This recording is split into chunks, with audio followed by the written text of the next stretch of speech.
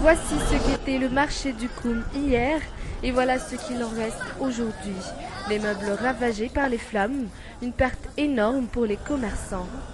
L'incendie a commencé hier mercredi vers 21h. Les pertes sont estimées à près de 20 millions d'ariars, une somme qui a assommé les quelques commerçants victimes de ce drame. On m'a appelé vers 21h30, puis à 22h30 pour me prévenir de l'arrivée des pompiers, ensuite pour me dire que tout a été réduit en charbon. Selon les dires, le feu a commencé dans les stands des matelas.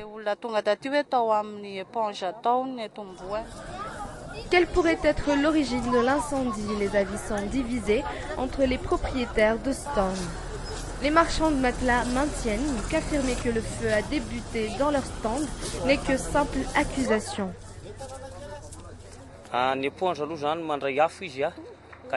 L'éponge est une matière qui s'enflamme facilement, mais je ne peux affirmer que l'incendie vient vraiment des stands de matelas, puisque je n'étais là qu'à partir de 21h. D'ailleurs, tous mes matelas ont été pris dans l'incendie.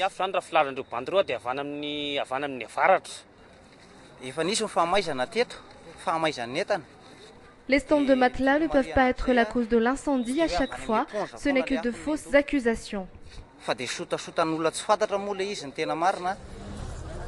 Ce n'est pas la première fois que ce marché a été victime des flammes, et mis à part les meubles situés dans l'enceinte du marché, les véhicules appartenant aux habitants du quartier ont également succombé aux flammes.